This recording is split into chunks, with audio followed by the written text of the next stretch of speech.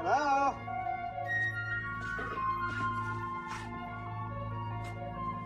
Howdy. Howdy. Honey, the new neighbor invited you over for a drink at 8 tonight. I said you'd go. You don't know my schedule. You sit there every night. Might be nice to have a pal, you know, a bud. Hey guys, this is my neighbor Craig. He's the best. I was just spiraling. I mean, I see the way the guys look at her. I'm scared. Sheila's lucky to have a dad like you.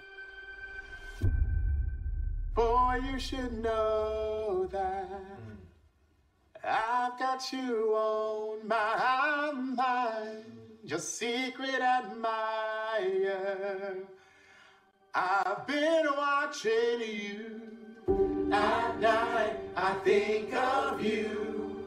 I want to be your baby.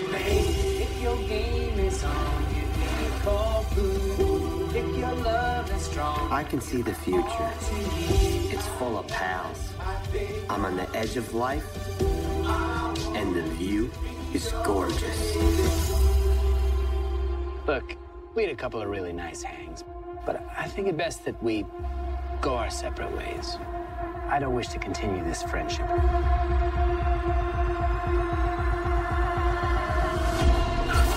You all accepted me way too fast. You can't do that. You made me feel too free. People need rules. You should be dead, you psycho! Who are you? Give me a second chance. Get to know me.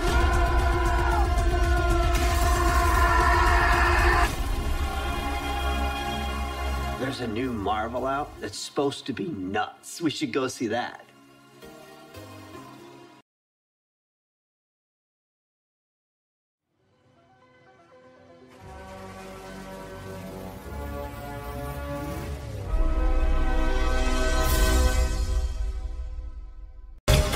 June 15, 1991. Nakatatak na sa kasaysayan ang araw na yan kung kailan sumabog ang bulkang Pinatubo. Itinuturing ito ng United States Geological Survey o USGS na ikalawang pinakamalaking volcanic eruption sa nakalipas na 100 taon. Ang buhay ng libu-libong residente ng Pampanga at kalapit probinsya nito nagbago ng tuluyan. Ang pagsabog ng bulkan, balikan natin sa ulat ni Bam Alegre.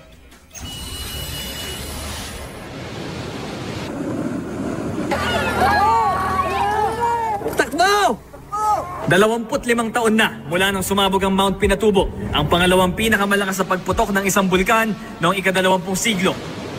Mahigit 800 ang namatay. Mahigit 10 bilyong halaga ng ari-arian ang napinsala.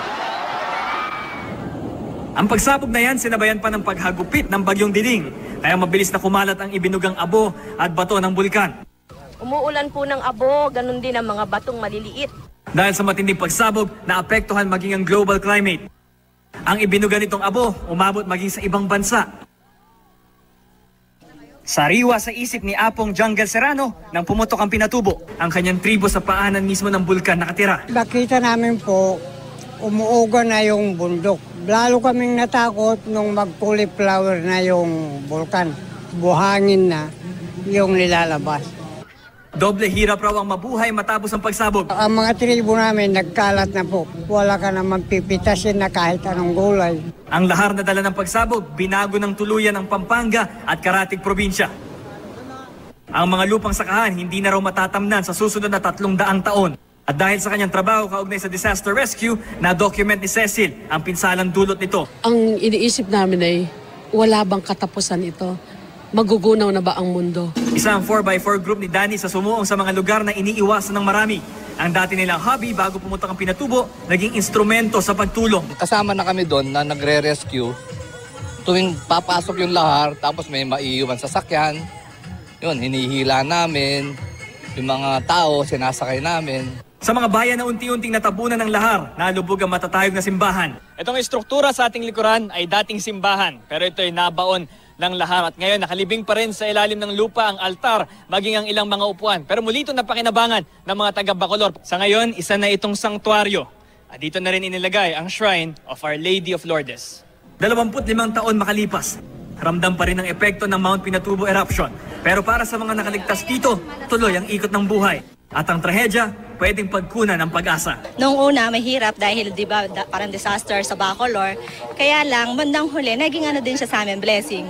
Kasi dahil nga yung parang yun ang kinakakitaan ng Pampanga. Gusto namin ng mga Kapampangan ay laging maaalala ang Pinatubo. Dahil ang daming lessons. Meron pala kaming inner strength that enabled us to survive. When God closes the doors, He opens the windows for us. So maraming pag-asa. Bam Alegre, nakatutok 24 oras.